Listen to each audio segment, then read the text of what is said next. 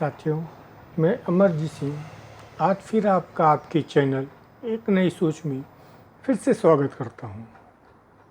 आज के वीडियो का विषय है how to cross your case. अपने मुकदमे का प्रतिपरीक्षण कैसे करें।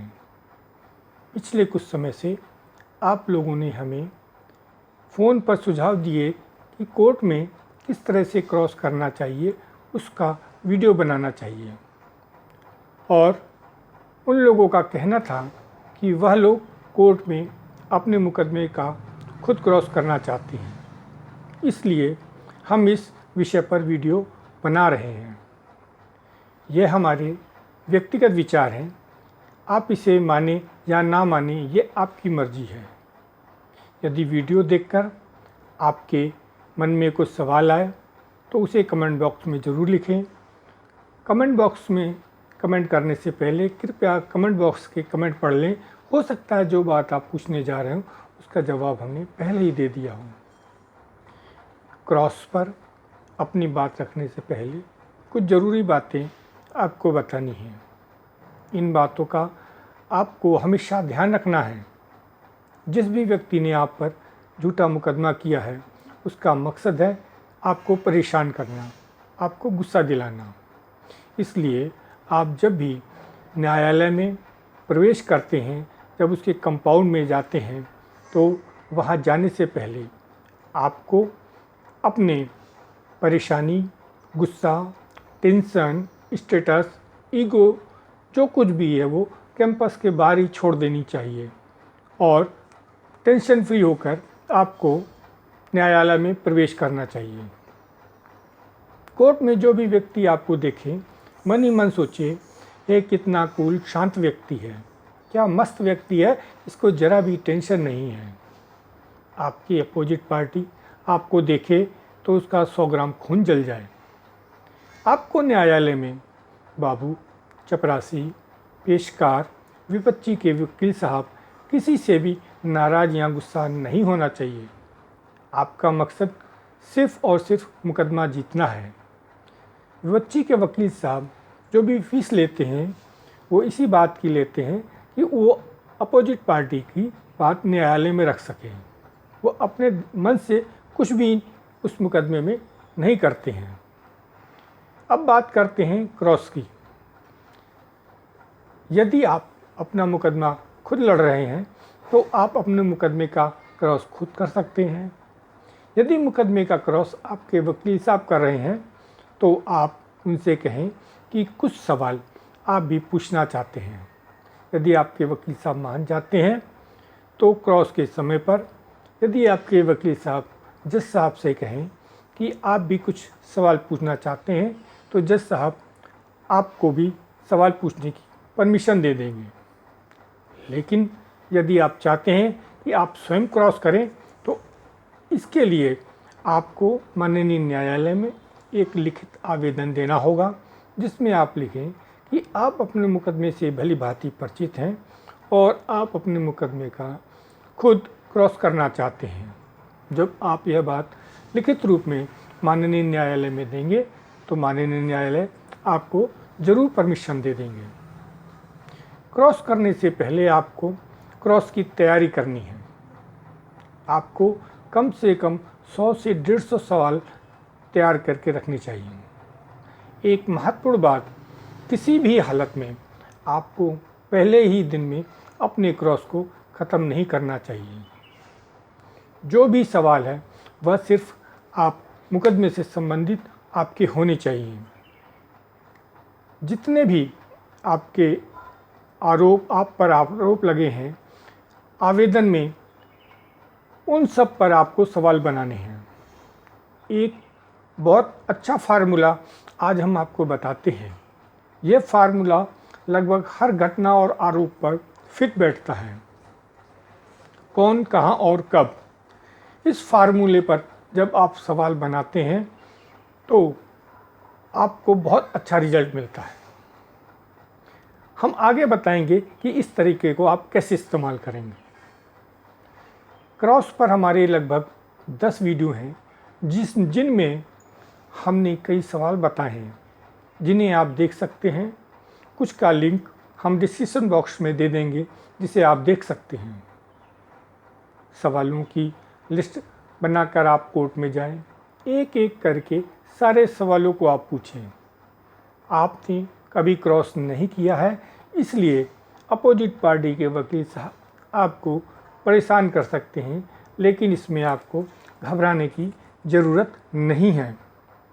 जब आप सवाल पूछते हैं तो कई बार अपोजिट पार्टी के वकील साहब सवाल पर आपत्ति करते हैं कि यह सवाल तो गलत है, इसका मुकदमे से कोई संबंध नहीं है।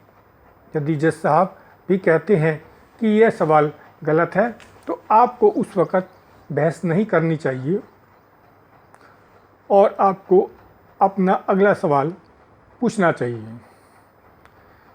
जितने भी सवालों को अपोजिट पार्टी के वकील साहब आपत्ति करें, उनको आप टिक कर लें और जब अगली डेट पर आप जब जाएं अगली बार क्रॉस करने के लिए, तो उन सवालों को आप उस तरह से घुमाकर उसको पूछें, जिससे कि आपका मकसद पूरा हो सके। जिस भी सवाल पर अपोजिट पार्टी झूठ बोले, आप कौन, कहाँ और कब वाला फार्मूला इस्तेमाल कर सकते हैं।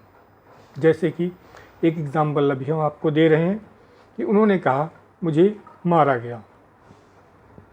अब आपको कौन, कहाँ और कब वाला फार्मूला अपनाना है कि मारने वाले लोग कौन थे, कहाँ मारा गया और कब मारा गया, समय और दिन बताएं।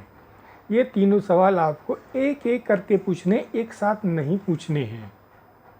कि मारने वाले कौन थे, उनके नाम बताएं, कहाँ मारा गया, जो भी जगह है उसके बारे में बताएं। घर में मारा गया, घर के बाहर मारा गया, बाज़ार में मारा गया, घर की छत पर मारा गया, किचन में मारा गया, बेडरूम में मारा गया या कहीं और मारा गया। आप उस जगह का नाम बताएं और कब मारा गया, यानी कि आप वो दिन और समय बताएं, जिससे कि माननीय न्यायालय में वो दर्ज करा सकें।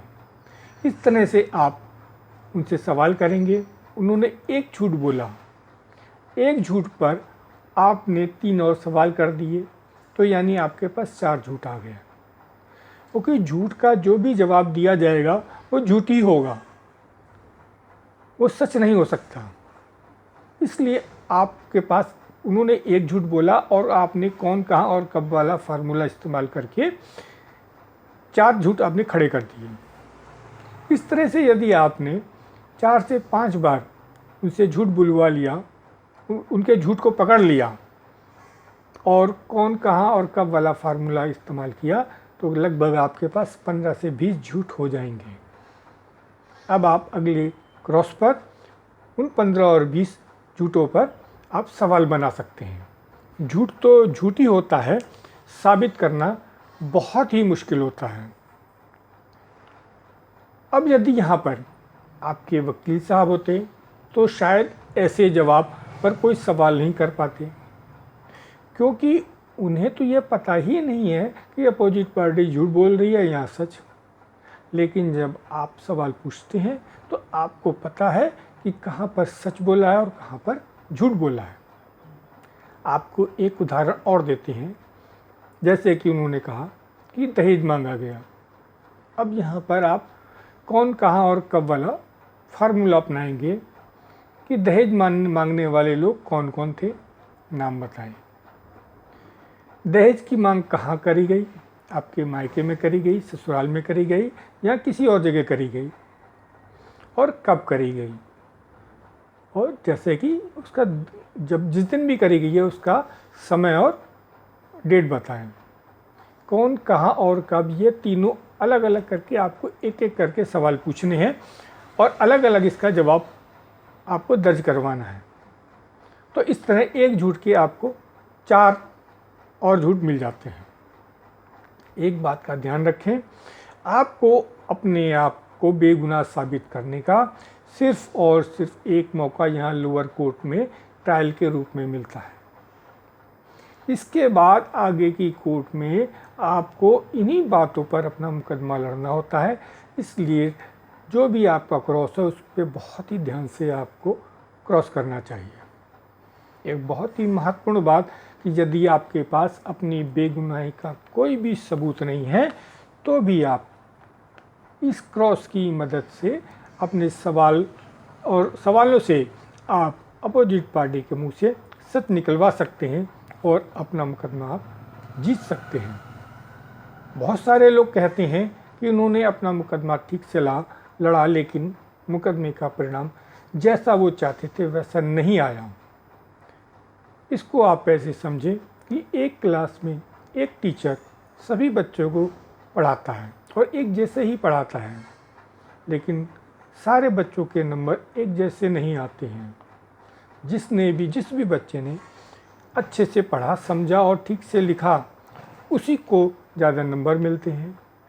जिसने आधे सवालों के जवाब लिखे उसको आधे नंबर मिलेंगे, जिसने कम लिखा उसको सिर्फ पासिंग मार्क्स ही मिलेगा और जिसने कुछ नहीं लिखा तो वो तो फेल हो जाएगा। इसी तरह से यदि आप अपने मुकदमे को ठीक से लड़ते हैं तो आपके जीतने की संभावना बहुत ज़्यादा बनती है। हमने यह वीडियो बना दिया, कोई इस वीडियो को आधा देखेगा, कोई आधे से थोड़ा ज़्यादा देखेगा और कोई पूरा देखेगा। जो जितना इस वीडियो को देखेगा उसको इस वीडियो के बारे में उतना ही पता लगेगा और उसको उतनी ही जानकारी आएगी। यदि आप सही तरीके से अपना मुकदमा लड़ेंगे तो आपके मुकदमे का नतीजा अच्छा आएगा। मुकदमे से संबंधित हमारे लगभग 40 वीडियो हैं, जिसमें हमने जितनी मेहनत करनी थी उतनी मेहनत करके हमने वीडियो बना दिए। अब यदि आप उसे देखते हैं और उसमें बताई हुई बातों को अपने मुकदमे में अप्लाई करते हैं तो आपके मुकदमे का नतीजा कुछ और ही आ सकता है। यदि आपने वीडियो देखे तो आपको मुकदमा लड़ने की लगभग सारी जानकारी मिल जाएगी और आप अपना मुकदमा सही तरीके से लड़ सकते हैं। साथियों, आज के लिए इतना ही। यदि आपको ये वीडियो अच्छा लगे तो कृपया इसे लाइक और शेयर करें। हमारे आने वाले वीडियो को देखने के लिए चैनल को सब्सक्राइब करें, बेल आइकॉन को दबाएं, जिससे कि जैसे ही हम अपना अगला वीडियो अपलोड करें वैसे ही आपको उसकी जानकारी हो जाए।